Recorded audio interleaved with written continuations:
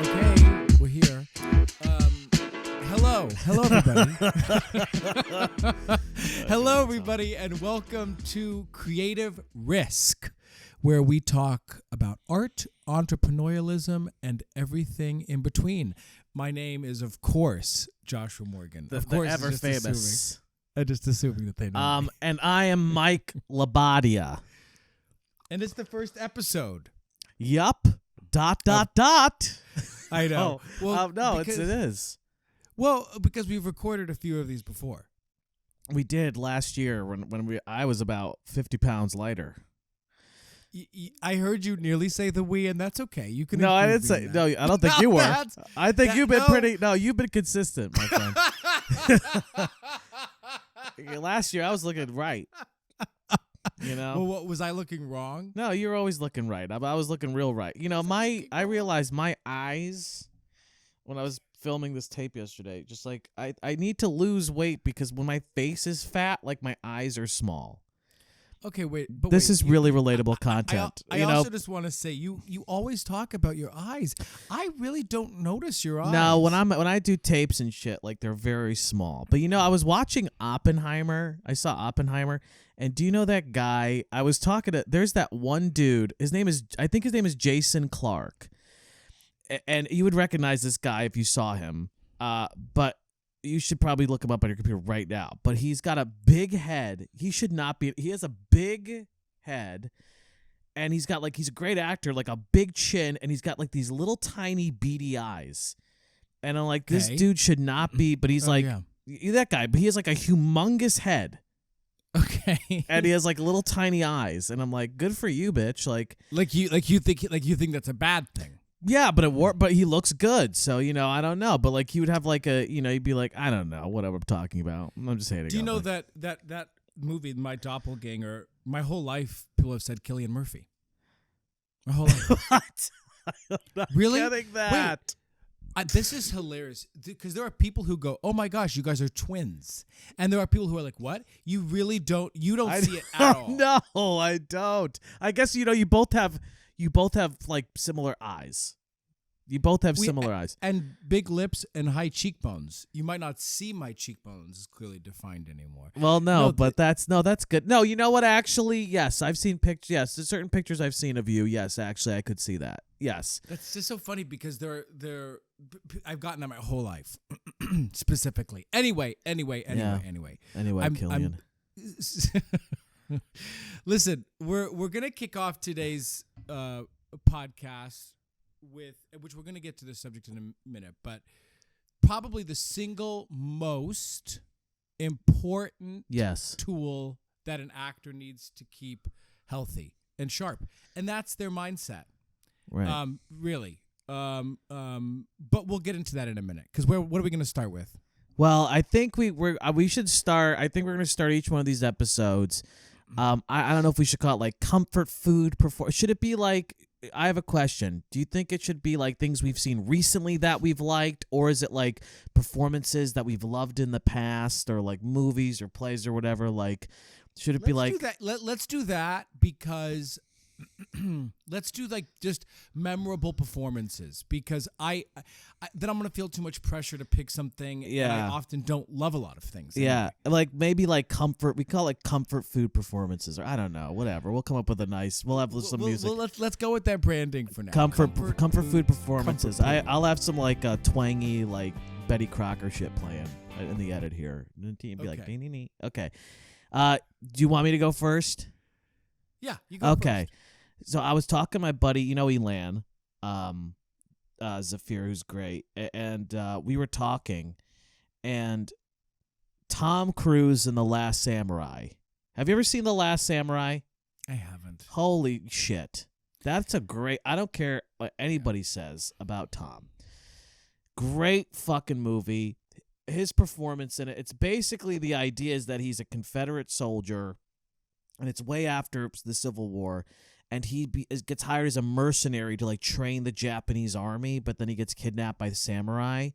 This movie, Ken Watanabe got nominated. You know who Ken Watanabe is, the actor? Of course, yeah. That was like his breakout, and that he got nominated for an Oscar for it. But like, it is so Tom Cruise in that movie is incredible. Well, Yes. first of all, you should know if we're going to be talking about these kinds of things. I have literally a disastrous memory. So for all I know, I've seen it 12 times. No, So you would maybe remember I've seen it. it. But also, I want to go back to something you said. What do people say about Tom Cruise? What's the problem? Oh, with he's a Tom Cruise? Scientologist, and whatever, and I don't care. Listen, that's my father. I always say that. That's my father. He's a Scientologist? Yeah, are you kidding me? He's Your like dad's a Scientologist? no, but Tom Cruise, my dad. Oh. He's my daddy. Tom Cruise is my daddy. Oh, he's your daddy. Okay. Oh, listen. I really don't have a gay bone in my body, but I really would let Tom Cruise do anything he wanted to me. Well, I do have a gay bone in my body, and I think I would do the same. He's just, did you see the Mission Impossible, like the behind the scenes shit of him doing the stunts and like, have you seen? Oh, dude. He does all of his own, and he invented the technology that they use to shoot like Maverick on in the planes. Like, he's crazy. Talk about an What do you mean he invented the technology? He's been spending 20 years developing the technology that they use to shoot on military like jets. Like talk about an entrepreneur. Like that is a guy. Absolutely. That is a fucking entrepreneur. That is a legend right there. I don't care if he probably eats children. If he probably eats them like with his cabal or whatever. Like I love him. I think he's great. I think Last he's great. Samurai. Okay, now you go. Well, you know how obsessed I've been with The Sopranos, which is a great example of. gosh. I think I watched it, and yet it's all for the first time for me. And so this might just be my performance obsession for a long time, but I'm gonna go with Michael Imperioli because So good. this isn't a spoiler. Sopranos is years and years old. He just died.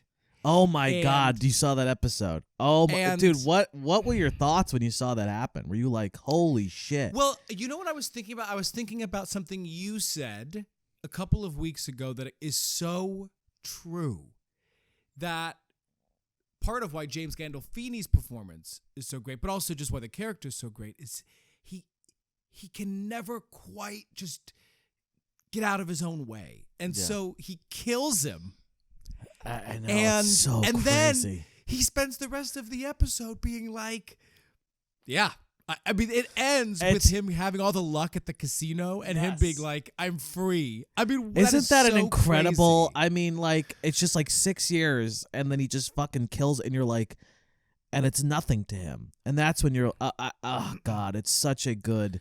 But Michael Imperioli, yeah, sorry, yeah, no, Michael Imperioli in particular is. I'm just so moved by his performance because it is complex and layered and clear and heartbreaking. It's so interesting. I'm watching the he and Steve Sherpa's podcast. Oh God, I think it's Sharipa. Is it Sherpa? Is it Sherpa? I don't know. Sherpa. I don't know. Hey, I've bring never me up seen the, him in hey, anything else. yeah. Let me pack a donkey and take me up Mount Everest. Right? That's. I don't know. Anyway. Hey, Stevie. No, but yeah. The best scene with Michael Imperioli is when he's driving, when Steve Buscemi and Gandolfini make fun of him at the restaurant. When they're like making fun of him, and he's crying in the. Oh my God. He's so good. He's such fucking a great amazing. actor.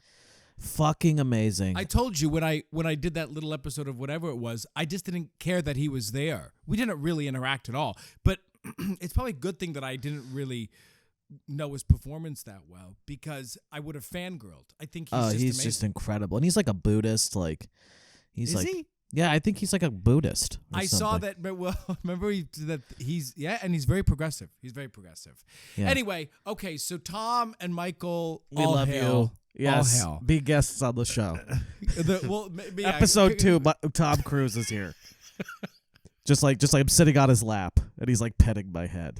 How about I do Tom Cruise? I do my best Tom Cruise impression, which I can't even think of what it would be. You have to get like interview me, and I'll be. You Tom have to get Cruise. like a wig, like I don't even know. Anyway, I don't know how I'll do that. There was one time, by the way, I'll never forget, because at the Imperial Theater, across the street is the Scientology building. Yes. And there was this one time he pulled up in whatever his fancy car was, but the door did that, the side. The suicide door, or not the suicide doors, whatever they're whatever called. that is, Right. opened up, and he gets out, and he goes, and everyone's screaming on the streets. And Oh, he goes my into God. The side. It was just hilarious. I would I'm have like, what is fucking he died, doing? bro. Oh my God, I love him. Okay, we'll have him on. Yeah. I'll give him a Yeah. call. He's like, Anyway. we have to give him our firstborn child, I think. Anyway. That's probably the rule of Scientology. Yeah, probably. Okay, so let's get into this because this is a big topic, and Yes. we're going to try to cover a lot of ground with this idea about the actor's mindset. Yes. And where it really does begin. I like that plant and that light, by the way. It's good. Thank you. I tried to do it. Where it really all begins is sort of a two-pronged thing, but clarity of what you're even doing in this business, in this industry, with your art, and why. Clarity of what you're doing and why, right? I think so. Yeah. I mean, it's funny that what's really hard, and it's interesting that you say this because a lot of people don't know what they want to do or what they want out of life, and that's more and more normal with millennials, and I don't know any Gen Z people, but it's like it's just more and more normal that people just don't know what they want to do. Yeah. They don't know what they want out of life, and or what their path is. And what's really hard, I think, is that if you're going to take an active approach to an artistic career and try and and make a living from your art, you have to be incredibly aggressive and incredibly forward-footed, and if you do have to make a very clear choice of this is what I'm doing, not like we'll see. In my opinion, I just think in my experience, I think people really struggle with that, where they're kind of half foot in, half foot out. They aren't really sure if they want to do. You've worked with people like this, people who they're not really sure if they want to do it.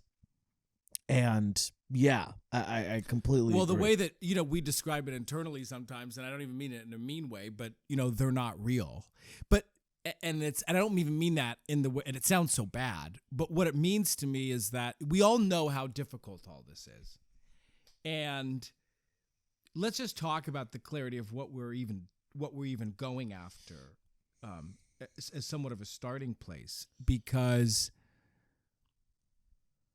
especially acting, it is so vague in terms of where people can find an entry point, right? Because we all think we should do it all. Right. Theater, film, television, commercials, voiceover. Maybe I should do some musical theater. Even I would even argue, Mike, doing a bunch of regional work versus, focusing on if you're trying to grow a commercial career in New York, that even that can dissipate. And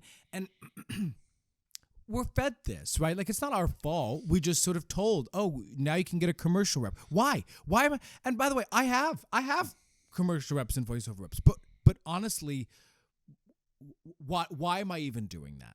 It's a question for me. Why am I even doing that? Well, I think too, we're taught to say yes to any and all opportunities. It's like, because there's not a lot of them, so it's like, sure, I'll be in a commercial. Sure, I'll commercial voiceover. Like, sure, I'll do plays. Like, anything to act. And it's like, and the reason why, I don't think that's helpful is because it's what you say. If you're treating each one of those things as a real thing that you're going after, and that's kind of what the first step that we take with people is like, yes, absolutely. Listen, if someone said, hey, be in a Broadway show tomorrow, you probably wouldn't say no. Right? You'd be like, absolutely. If somebody said, be in a movie, absolutely. Or if somebody said, hey, we want to hire you for voiceover. Here's, $40,000 for, year residuals. Okay, great.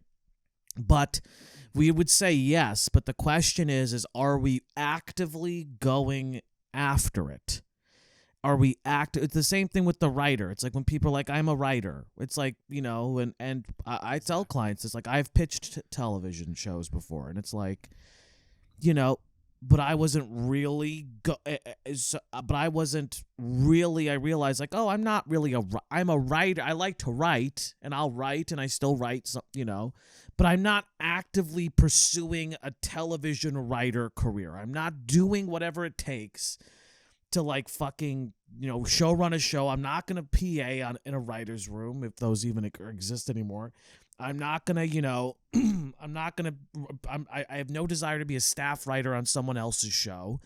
Like, I'm not actually going to do what it takes to be a writer. It doesn't mean that I can't write a show and pitch it, me starring in it as a way for me to act. But, and here's why this matters, because if you're doing that, and if you're like, oh, I'm writing while I'm acting, and I'm also going to direct and produce. And let's just keep it focused on from the mindset perspective for a second. I think it confuses us. I also think it disempowers us. I think we become overwhelmed when we're trying to, because then it can perpetuate a sense of, I would argue, failure in all of these areas. Like, we're just kind of not even a jack of all trades. Sure. And ultimately then it sort of does, I would argue, how could it even come from a sense of your why? Because again, if we go back to that, then, well, what am I doing in the first place? And I just want to throw an idea out there. And this came up in my collective the other day. And I think I've said this to you before. I really do think in a lot of ways, and I don't want to speak for everybody, but one of the easiest ways for me to go, okay, well, why am I doing this, is to go all the way back to the beginning. All the way back to, I'm talking about the 6th, 7th grade for some people, where it was like, what was that brought us so much joy, right? Yeah. That was so exciting and intriguing enough for us to go, I want to dedicate my life to this. Yeah. And that's going to be different for everybody, but I would argue it's a really good place to start, because it's the purest form in some ways. And you're talking about basically in deciding sort of what we're doing, we have to figure out why we're doing it to an extent and what ultimately excites us about it. So, yeah, I mean, going back to the beginning is interesting, and I think that what's tricky for a lot of people is that, myself included, is that, I got into it at a young age, and like, you get into it because you love it, and you get into it because you don't really know why, and because of validation. It's because this was one of the only things I was really good at.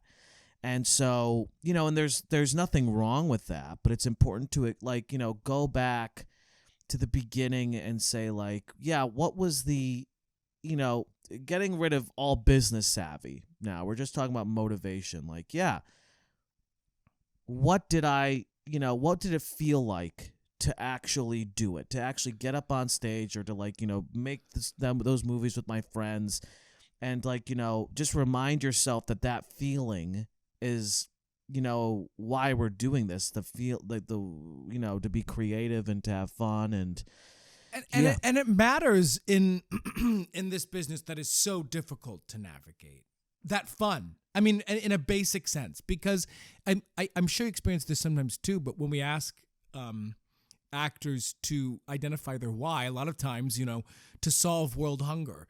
And look, if that's your why, great. But I think for a lot of people, it is feeling based, and who knows where what that's an extension from, and why we're still chasing the same feeling. But it does something for us. Well, and I talk about, it's our buddy Gus Halper talks about this, and I don't think you mind me saying this, but, like, advocacy is like a new social cachet, I feel like, with this younger generation too.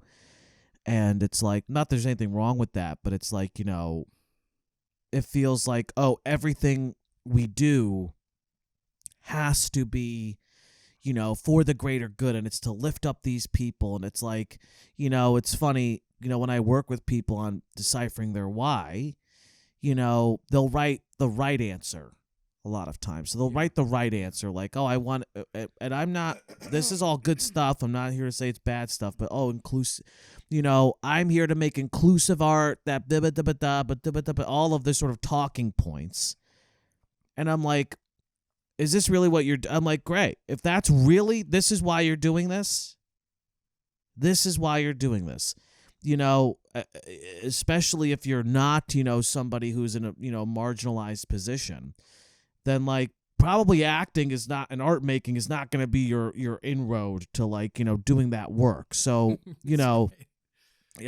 You being in a Poe Duckett Playhouse's production of Oklahoma, is not going to, so let's get fucking real. Not that there's anything wrong with that. Why are you really doing? And then you find the polar opposite of it, which is when people are like, well, I do it because for me, and I do it because of, well, if I'm the thing we hear all the time is if I'm authentic, if I'm authentic and if I can be, then everybody else will be. And not that there's anything wrong with that, but, I want to do an episode on authenticity, by the way. Sure. Yeah. That we hate authenticity. Yeah, let's do it right now. Fuck it. No, but like when I don't, but I'm saying it because what you're talking about is, well, again, it doesn't always make sense to me because we're in a lot of ways we're now talking about this idea of turning a passion into a product. And that's just another conversation. Right. But either way, kind of just to dovetail again, because you're just kind of saying the same thing too.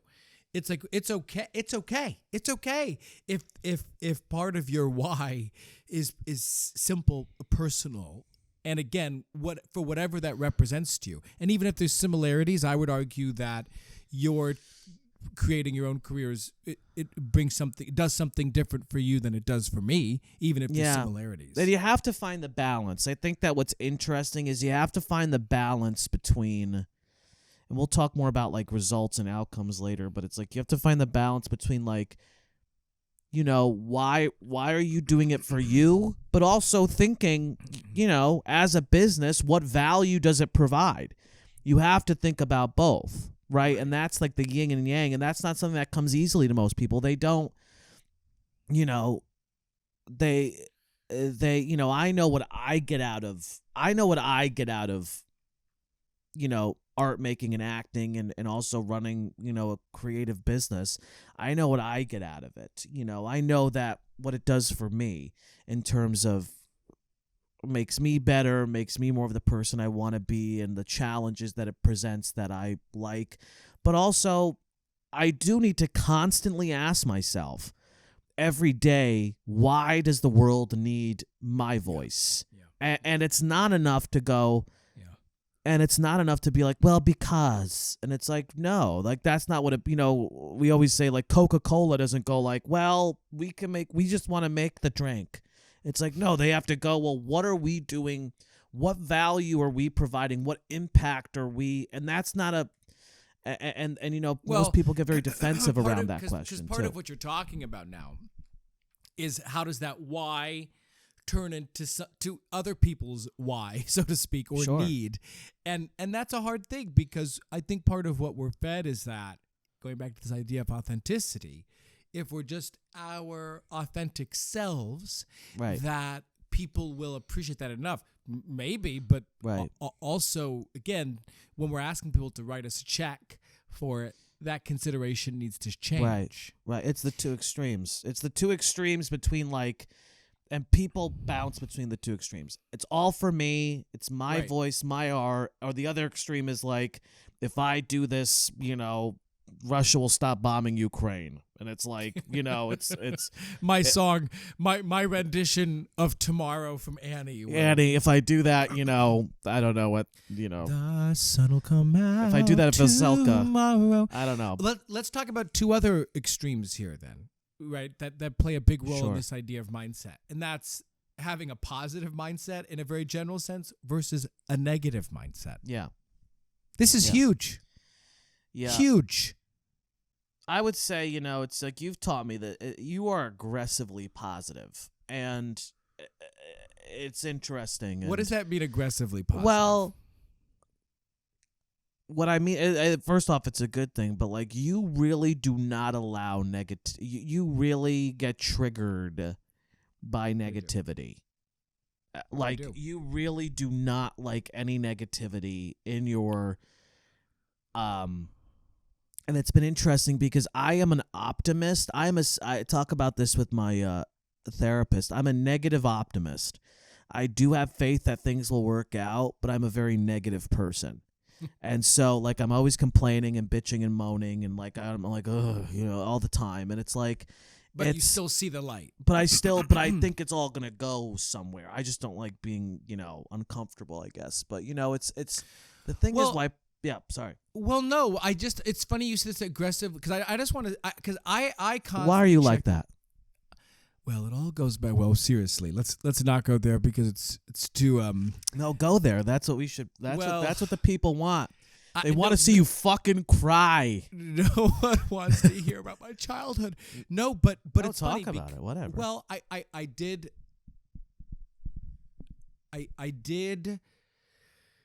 grow up in. I'm careful because if my mother ever listens, which is part of the problem because she wouldn't listen to it. So that's probably kind of what I'm getting at. She'll never listen. Don't worry. She'll never listen to this. No, but I it was not the most stable, and I've been reflecting on this a lot. And she was a great mom in a lot of ways. But she had me when she was very young, and she was also growing up herself. And I say all that because it relates to this idea of positivity and negativity because my life has always felt a bit precarious. There's always been an element of by a thread. And this industry was related back to, acting and trying to grow a career in this business. It also always feels precarious and by a thread. And so here's where I'm actually pretty well armed in some regard. I am better prepared for chaos. I am better prepared for instability in terms of my own ability to weather the storm, so to speak. But Mike, this is your point. What is genuinely terrifying for me, I mean, it is actually a very scary feeling, is when negativity, quote unquote, because I think we should talk more about what those things what even it are. even is. Yeah, but, that's good. But when it creeps in, it brings up feelings. I don't need anything else pushing me closer to the edge. I've got enough in my life. No, it's fucking true, dude. So what needs to stay sharp is my mind, propelled by possibility. My belief, and that also includes the people in my world, the people that I collaborate with. Because you do know this about me. I am very sensitive to that, and that is why. Because I have, if anything, I'm like I feel like I'm doing this because like I'm like pushing. Get away from me. Get away from me. Get away from me. Just sunshine and lollipops here, please. No, but what I really appreciate about you're so right, because it's true. The second you start to go there, and we should talk about what negativity is, but the second you start to let it in, it infiltrates everything, and it's I think about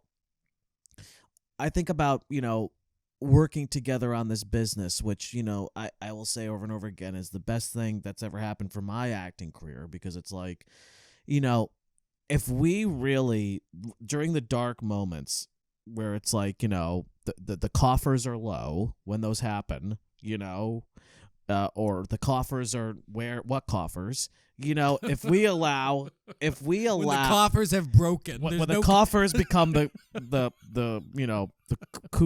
coofers, I don't fucking know. Anyway, but but when the coffers are low, it's like if we did not, we like you just like you with the aggressive, like we go, let's problem, because when you're negative, you can't problem solve.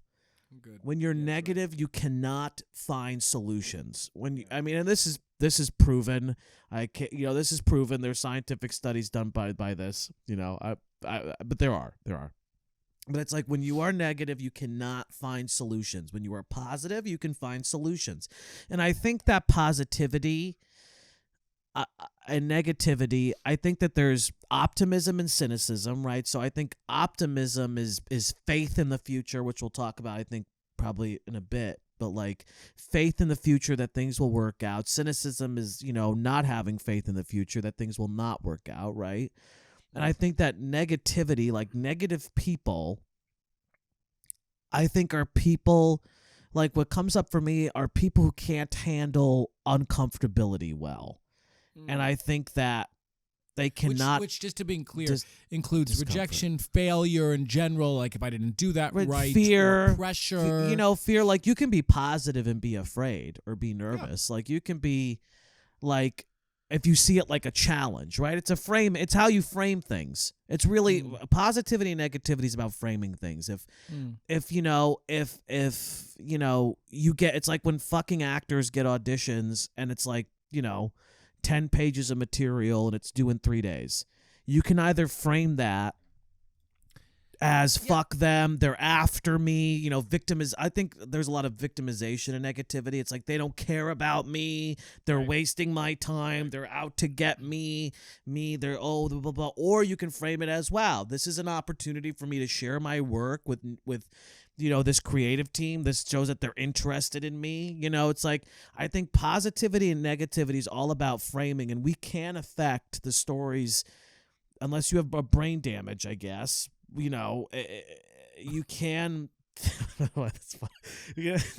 But if you have, you can tell a specific story. You can choose to tell a specific story. It's perspective. So in a very basic sense, it's half glass full, half glass empty. Right. There's always going to be shit to bitch and moan about. Always. It's always going to be hard. And again, so we read this book. We used to have a book club. And we read this book called Principles by Ray Dalio, who's the hedge fund billionaire. And I always quote this to you, Mike, because I just think, we are wired to seek out challenges. It's the same idea as grass is always greener. There's always going to be something that we're going to try to be achieving next. And that means that we're always going to be in a state of discomfort, always sort of seeking the next thing. So therefore, if we are able to sort of embrace ongoing struggle, if we're like, this is it, I'm in it, I'm learning, I'm living, I'm doing the thing, and there's hills and valleys, then it becomes an adventure. Then it becomes more joyous, and it doesn't become always more hurdles and that's always working against me, and I'm never at that place where I'm going to feel perfect and taken care of. Well, I guess are we? I wonder about Ray saying that, because it's like, Ray, my buddy. But it's like, are we? I wonder if we are wired for challenges, because I also think that maybe some people are, but also, like, I don't know. I think a lot of people seek out what's comfortable. I think a lot of people want to be comfortable. And when something is uncomfortable, and that's the thing is, it is really true. You can see the negativity. Like right now, here we are, we're talking about this, and the negativity could be, well, this is going to have to be edited, and that's going to take time. And I have to be, I have to edit it. Spit out like, and I have to, and then I have to make clips of it, and then I have to sync the audio files, and then I'll send my notes, and then you'll send your 40 rounds of notes. Mike, I don't like how you blinked here, and then it's like always with the eyes. You really I could, have an eye thing. I have an eye fetish. Yeah, exactly. No, but it's like I could go there, or it could be, wow, what an opportunity to sit down, get more clear with you about these ideas, to also share it with people, grow a community. We're finally doing this. And so there's and I know it's like this is all obvious, but this really, all I can say is that running a business has shown me quite literally how positive mindset, optimism, positive framing does literally translate into results. It's not just like it literally does translate into, because it's not just because. It's like positivity means that you will find solutions to your problem, and negativity means that you will not find solutions to your problem. Well, and there, to your point about it literally turning into something, is it turns into action. You know, Right. you will do it because you believe it will amount to something. Right, exactly. And part of what's really, this is so important about this, that brings up I think a word that comes up a lot. And I think you and I have even talked about this, both from a positive and a negative standpoint, and that is this idea of resilience. Right. Because again, this is a brutal industry. I mean, the fact that, you know, when we're recording this, we're in the middle of these strikes, and I bet you when we release this, the strikes will still be going on. Yeah. And you and I were just talking about how out of the 160,000 SAG members, only 86% of them make more than $25,000 a year. No, you word that. Only 86% make What did I more. Did I say it wrong? No, you say 86%. 100% of them are billionaires. No, but yeah, that's 86% of them do not make $25,000. Oh yeah. Sorry, a excuse year. me. Wait, yeah, that's wild. Hold on, I'm just making sure that this is still okay. Where are you going? You know, I'm paranoid about the recording. So but that means that 14%. Excuse me, 14%. That's right. Only 14% make more than $25,000 a year. That is wild. So what's the point? The point is that, again, we sort of need that armor, because for me, resilience speaks to the ability to withstand the inevitable blows that will come, whether that's long periods of not working, whether that's simply not getting things that we want, whether that's, you know, all of the elements of that we need in order to brace ourselves. But isn't it you that was talking about, you think resilience is not, who was it that was like, am I making that up, that someone was complaining about the idea of resilience being healthy? Well, but definitely wasn't me. But you know, I'm not a wimp. But no, but but I think that there's something. This is one of the many dichotomies about you know, being an artist, is that, like, I think that there is a delusion that it's like, oh, I'm not supposed to be resilient. You know, what are we taught in fucking acting class? It's like we should be falling apart at all times, basically. Like, we need to be emotional wrecks. We need to be vulnerable. Everything needs to be personal all the time. And it's like, because that's what keeps our instrument sharp. And look, I'm not going to tell anybody what their process is supposed to be. Like, that's not what I'm here to do, or that's not what you and I are here to do. But, you know, I just think it's a line of bullshit that, like, we're fed, that it's like, oh, we're supposed to be in one of the hardest businesses ever, and we're supposed to be just puddles. Like, that is right. It's just like, that's what we're told. We're told to be puddles in a very difficult, challenging, nearly impossible business. And I just don't, I believe, you know, for all of my, you know, I'm a very, you know, one way or the other type of person. Like, there can be balance. Like, you can be resilient in the way you live your life and in the way you run your business. And then when it's lights, camera, action, you know, that's where you can be a puddle. You know, it's like, I believe, but where why most artists kind of go, ooh, resilience, or, oh no, it's like, I can't repress what I feel, or I can't, like, you know, be not true to, or if I'm not vulnerable, then that means I'm a bad artist or some shit. And it's like, listen, whatever you want, but I'll tell you what's not effective and what's not going to lead you to doing your art is if, like, you know, if you don't book something and then you're out of commission for 2 months because you're depressed. That's taking you further away from doing your art. You once said something a couple of years ago that I think is really, I actually quoted it the other day. To the birds outside. What? No, a few years ago. I'll lose my mind. Have a breakdown first episode. You release it just to, like, get good marketing. I'm like screaming. I can see that. No, you said something that it was something you really wanted, that, as per usual, you probably didn't get. I'm just kidding. No, there was something you really. No, I forget what it was. but you really wanted it and you didn't get it.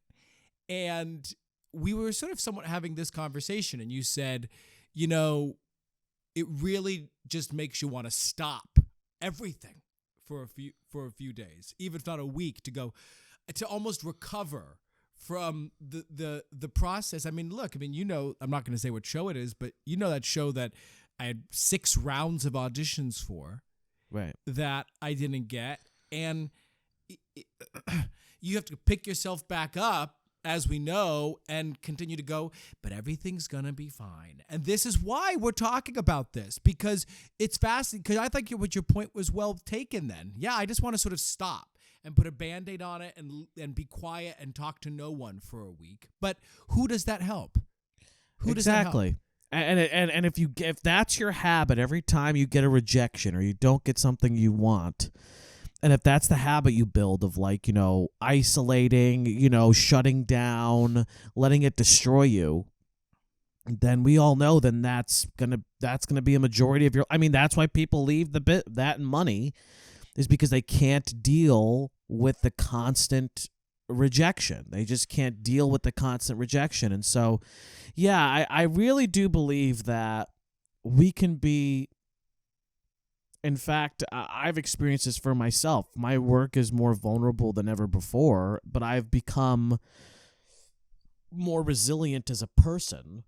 And so I just believe that these things do not need to be counterintuitive, or like that, you know, it's like, oh, picking yourself up by the bootstrap. And that's the thing, is I don't know what's going on in our culture with this shit, but it's like, you know, especially in progressive circles, where it's like, that's like villainized to, like, you know, resiliency is villainized, you know, at least in our circles, you know, but it's like in artistic circles. I mean, I'll just say the big thing for me, you know, that phrase, anything worth fighting for, is exactly that, worth fighting for. Yeah, meaning exactly. We know how difficult this is, and therefore, you know, we won't say who it is. Although, because if I do, you know, I'm going to want you to bleep it out. No, you could bleep it. Whatever. You could say it, I'll bleep it. What was her name? Not... What's her name? She's really... Ugh. I don't bleep any of this out. Oh my God. No, what... Oh my God! Yeah, and that the was post where she was basically like, "I want to do this," and literally said something like, to the effect of, like, almost there should be a sign-up sheet. Anyway, let me not go down that pathway, because I want to come back to something that's really. Let me just go back start to foaming one. out the mouth. Yep. What you're talking about, when we're talking about this rejection and putting one foot in front of the other, Mike, I probably think this is the biggest piece of when we're talking about an actor's mindset and what they need. They have to believe. They have to believe in themselves, as corny as it sounds. And here's the thing. I think a lot of people think they do, and I think they actually do in their core, but I'm sure it's true with you. The number of people who have crises of faith, we all do. It's not saying like we're somehow immune to this. Yeah. But if we don't believe that we have the goods, that we have something to offer, and that we can really turn this into something viable, it's going to be near impossible to motivate ourselves to do anything. Well, and I think that, you know, this is part of why these things are hand in hand. Like, resiliency is in hand with believing in yourself. Because if you want to believe in yourself, I do believe to an extent, well, you have to prove to yourself that you're worth believing in. And to an extent that what's really challenging is you have to show up and show out during uncomfortable moments. You know, it's and if you don't do that, then guess what's going to happen? You're not going to believe in yourself. Yeah. And then your ability to show up and show out for uncomfortable moments is going to get worse, right? And that's why I think believing in yourself is directly tied in with resiliency, because you need to be able to put yourself in those hard situations, make it through, and that will foster self-confidence. I mean, you know, it's I really did, you know, I think about the first, like, 6 years like 6-7 years out of school, honestly. Like, and just auditioning was fucking, we're just talking about like basic shit, but it's like auditioning really was really challenging for me. And it's because Why? It's because I didn't believe I could. You know what? It's performance anxiety related. It's like, will I be able to show up under pressure? And I couldn't deal with pressure. And I say this like I like did. I was fine. I never gave like a terrible, like, embarrassing audition. Maybe one time, but I'm sure you did. Well, there was that one for we'll bleep her name out, where like literally she was watching me the whole time, like, that was like 4 years ago. Oh, yeah. 5 years ago. Yes, God, that was so bad. Anyway, that was the worst. That was one of the worst days. But like, you have to have belief that under pressure you can perform. Because you can bring it. And, we talk about this in terms of, like, I think about, like, the immense pressure you were under when, like, you pitched yourself for, Les Mis. When you had 30 people pitch you for Les Mis, and it's like the amount of pressure. Exactly. You must have felt sitting in that wait. I mean, what was that pressure like to, like, know that you had no agent, you had no New York casting credits, you had nothing. You had 30 people go to the creative team on your behalf, and you're sitting in the hallway ready to go in. You got an appointment. You don't know anybody in that room. I mean, what was that pressure like? I'm glad you asked that, because it does have to do with belief in oneself. You're like, I still preserve the shit that I made in my pants at that time in this jar. It's my my souvenir. My labels, like, behind my labels, but it's like, well, this is the turd. No, but it's well, you know this about me, that I like this. I like when I am put in situations where I really have to. It helps me. That pressure is really helpful for me, and I recognize that that's not true for absolutely everybody. But to your point, so. This story, everyone knows this story by now. All of our hundreds of millions of fans who are going to be watching have heard this story. No, but I sent 37 emails. Most of the people had put in a good word.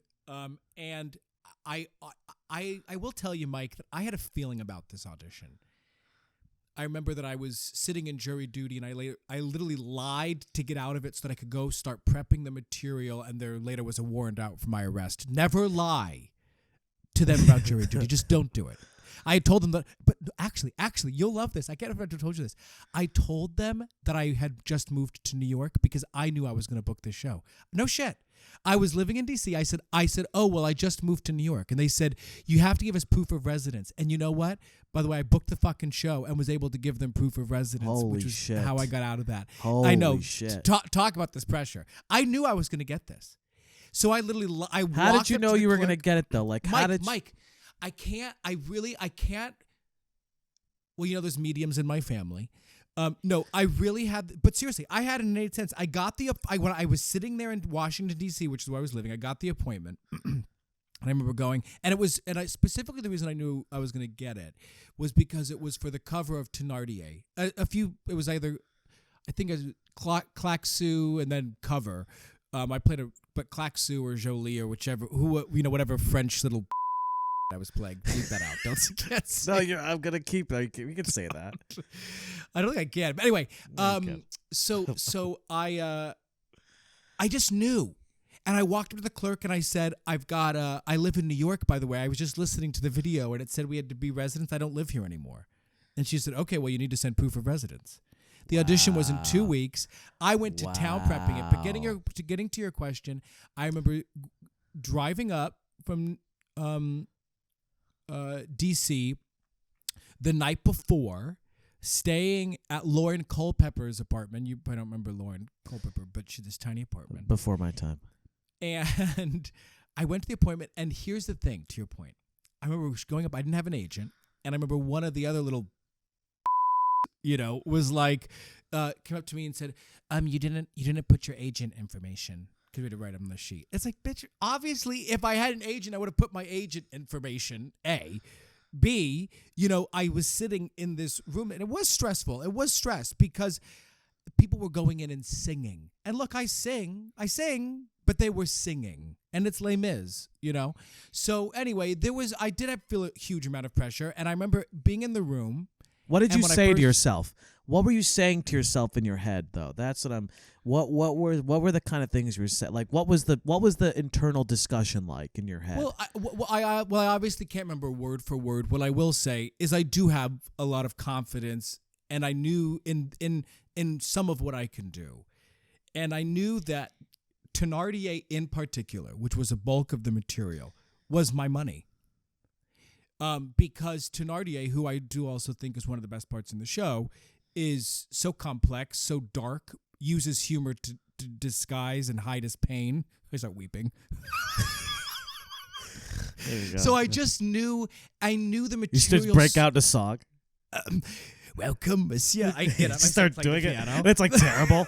It's like, and everybody like anybody who's into this is like, oh, these guys suck. Okay, so this is so random, but there was one time I was teaching this audition class, and I went through weeks of the audition class, and I was like hard on these folks, right? And I was talking like the perfect song, and the last class they were like, "Will you do yours?" And I was like, "Okay," and I got up to do the audition song that I've done forever, and I started, and this is I forget the lyric in the middle of it. Oh my God.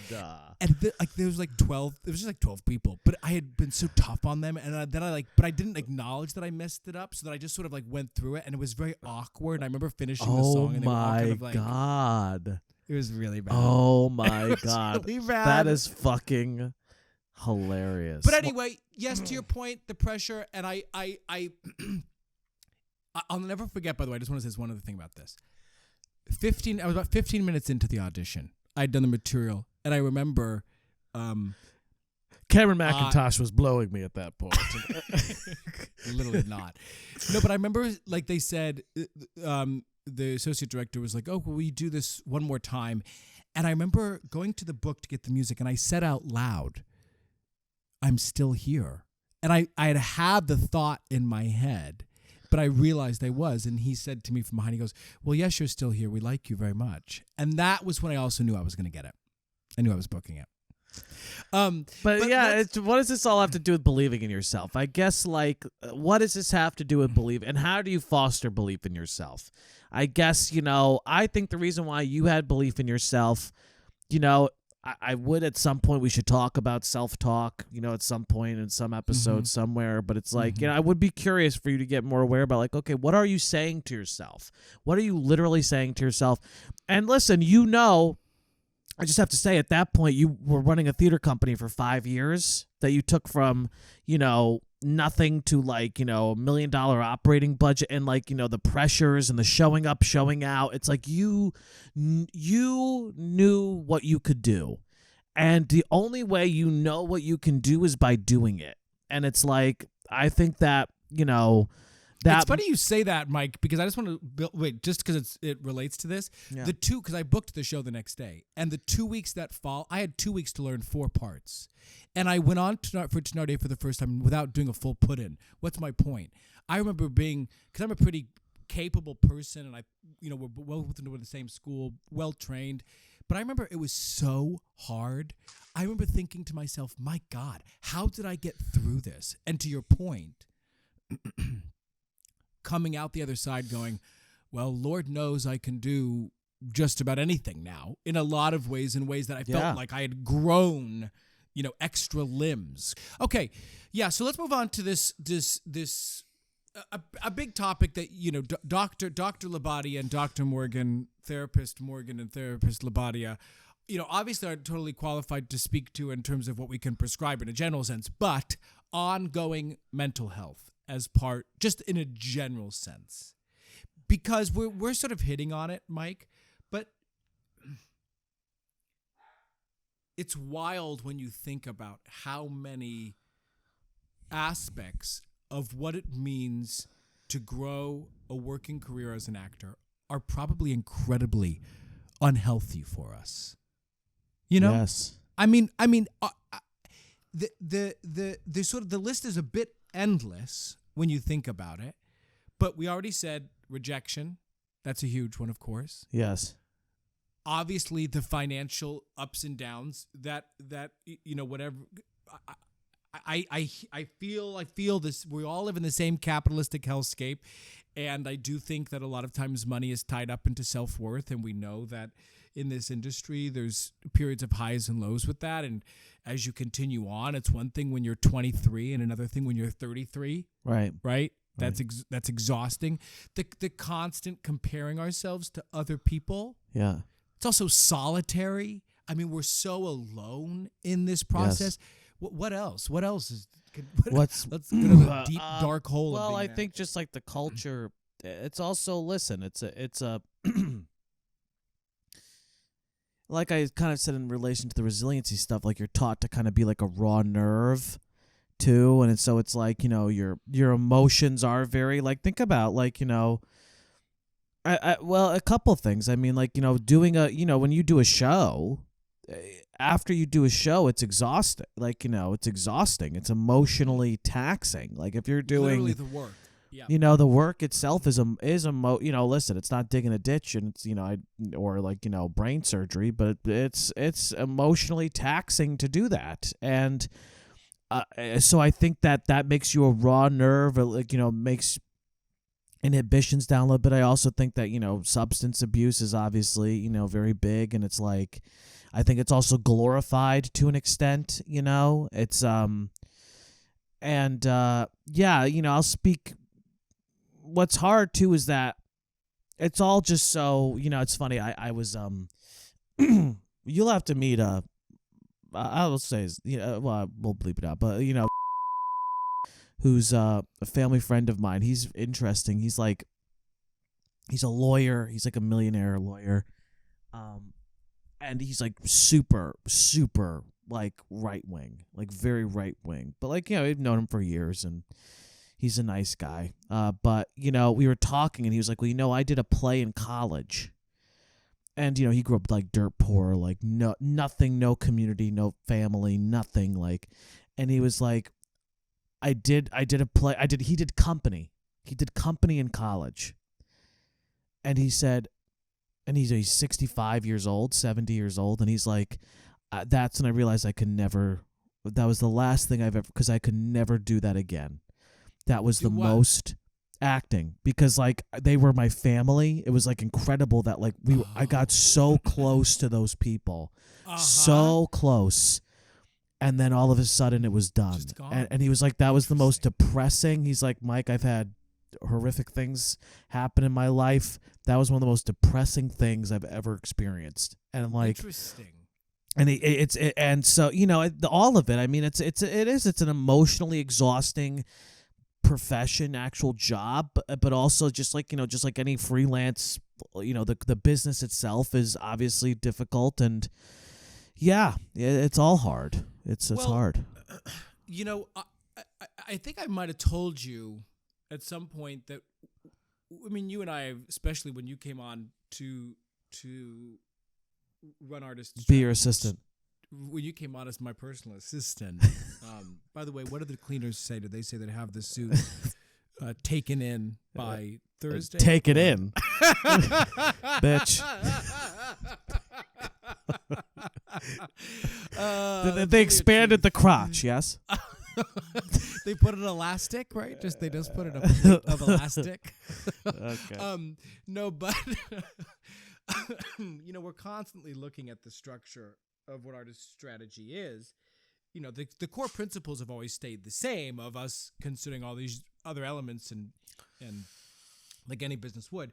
But if you remember, I had this idea at one point, and I actually think I was working with an old therapist of mine at the time when I was thinking about this, that when an artist would come on to work with us, that they would essentially have like a panel of people, a therapist included, right, marketer, financial, who would be able to sort of do an analysis of where someone's at and go, okay, here's what we got to work on. Because sometimes, for example, the reason this matters, I won't say who it is, but there's someone in particular that I was working with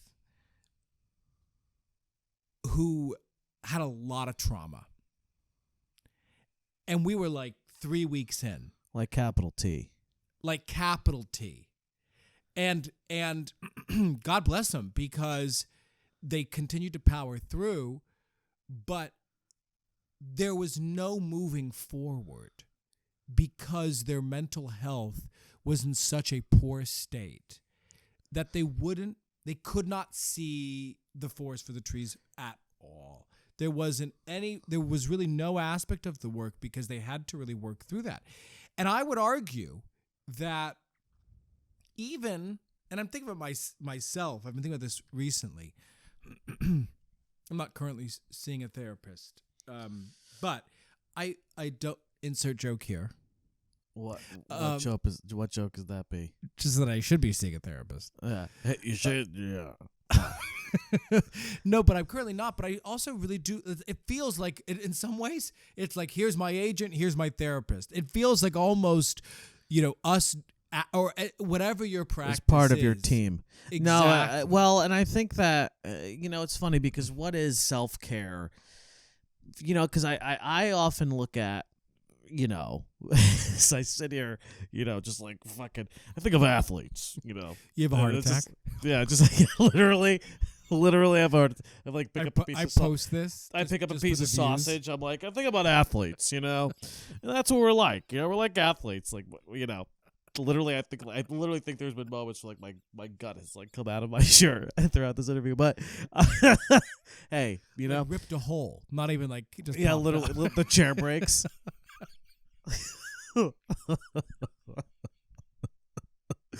Oh boy.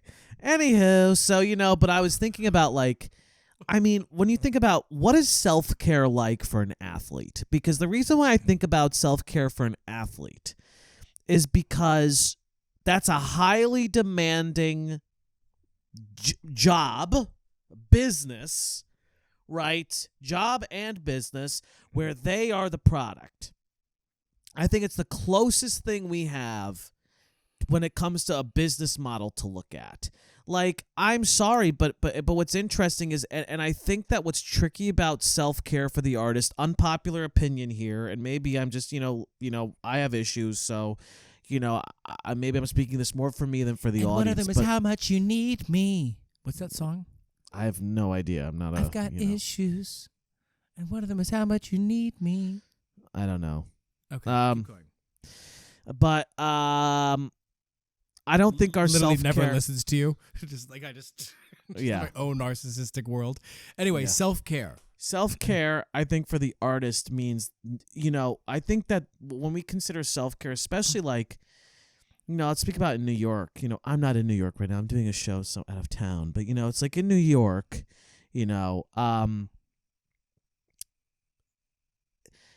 people, our buddy Max runs like 4 bar. He owns like 4 bars, and he's saying like, wow, like people are getting fucked up more than ever before. Like people are going out and they're going fucking crazy.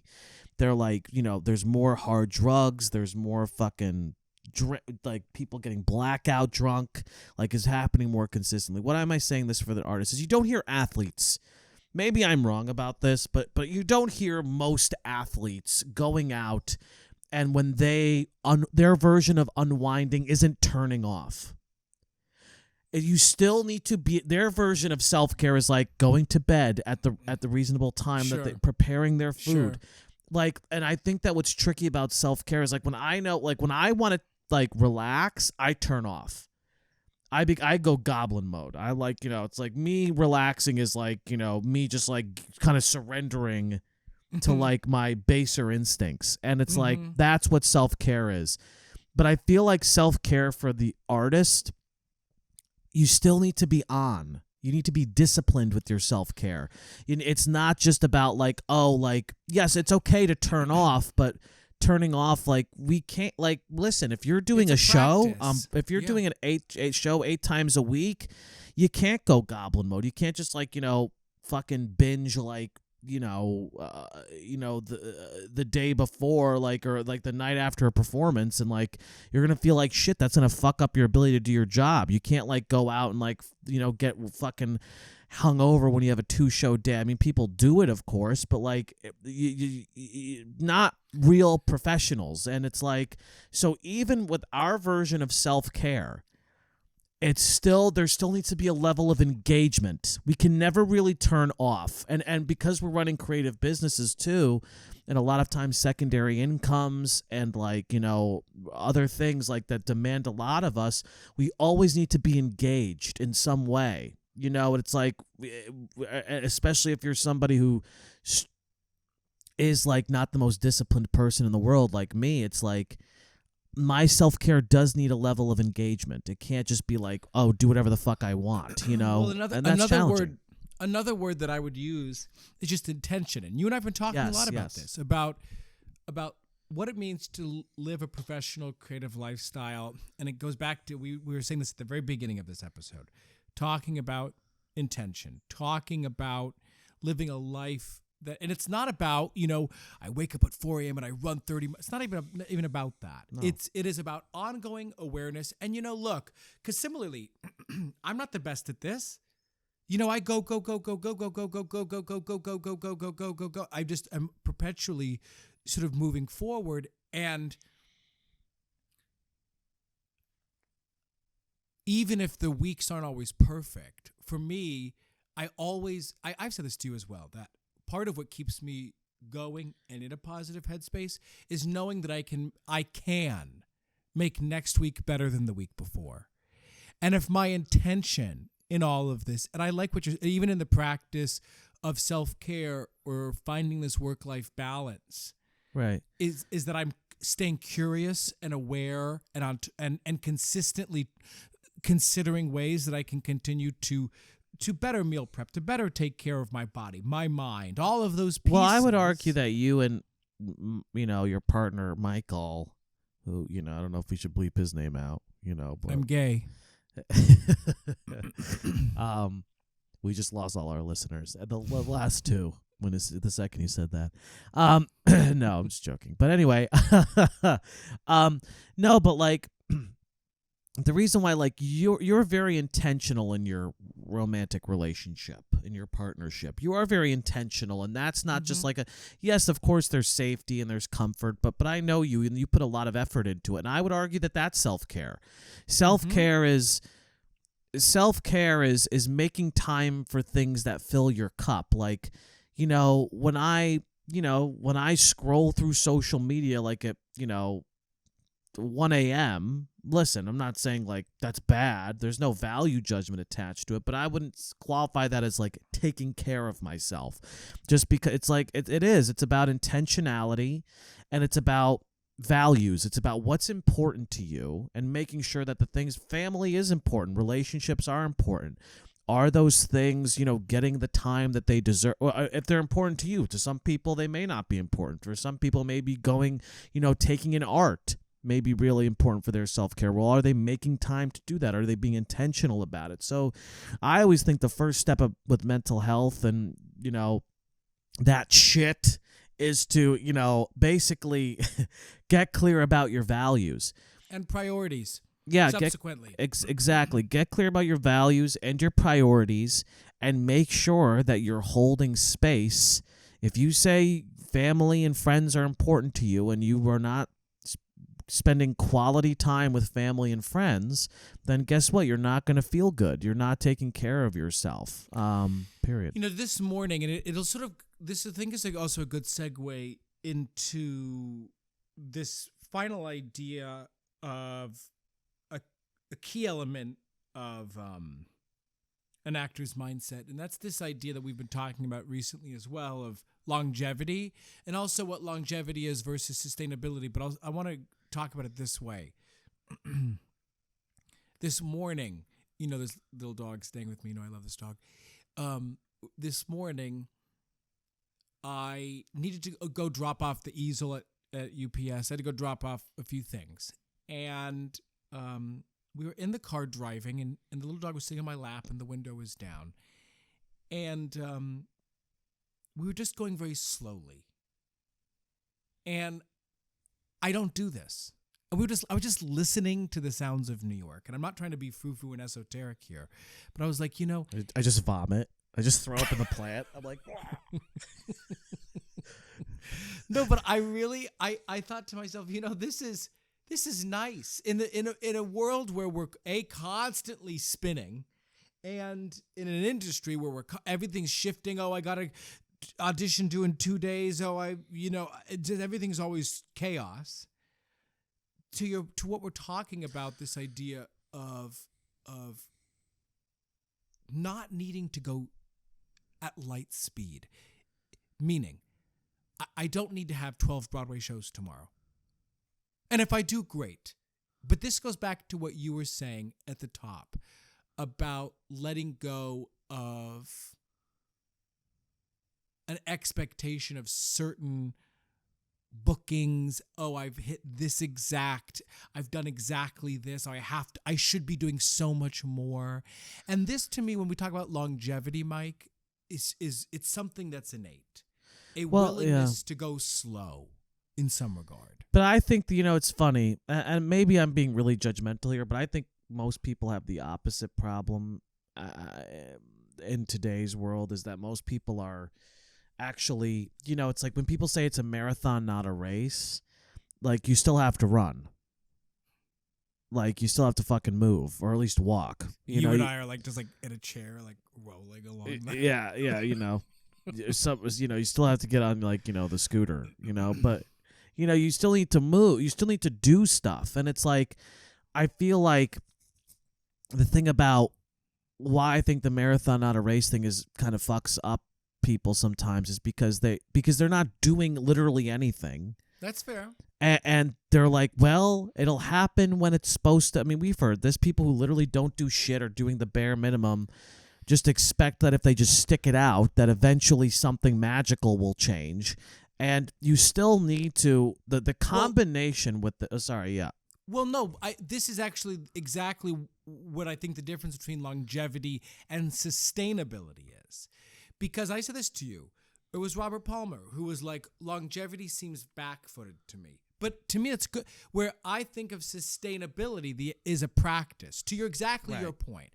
Okay, great. I'm in the marathon, but then I'm still creating a practice that's going to sustain me. Because listen, there are real life things that if you want to start a family and you are on SAG-AFTRA's health insurance or Equity's health insurance, and so are your dependents, and you need to get the weeks, you lose that coverage.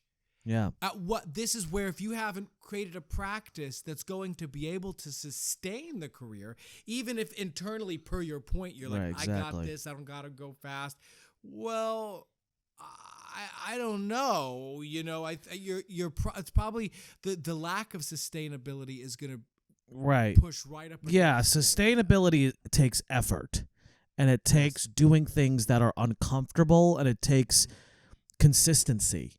And I think that what I really appreciate what you're talking, it's like sustainability is a non-negotiable. Like we need to be building sustainable careers, and because you never know, you just never know. It's funny. I was talking to somebody you and I both know the other day who is a millionaire from acting, and he's like nervous because he's like, I haven't had an audition in like 5 months. And it's like, and he's made millions of dollars from acting. And it's like, if we are not constantly working towards building something sustainable, it's like, then what are we even fucking doing? But what I appreciate what you're saying about longevity is like, and this is where it has to do with letting go of outcomes too. It's like and I think the balance with sustainability and longevity is, we have to be chasing goals. We need goals, because if we don't have goals, then we're not working towards anything, right? So we need to be working towards things. But then we need an emotional detachment from getting those goals. Again, that's one of the many dichotomies I think about our business, is like, we need to create that structure, we need to set goals, and then we need to be emotionally detached from actually getting them. And, because the chances are we are not going to get to our goals, even if we work, because there are things that are out of our control, we're not going to get our goals exactly when we want them. It may take years, decades to get the things that we are actually working towards, and the key word there is working towards. But that's where longevity comes into play. Is that I think that's actually, I'm glad you said that, because I think that ultimately then poses the question. I won't say who it is, but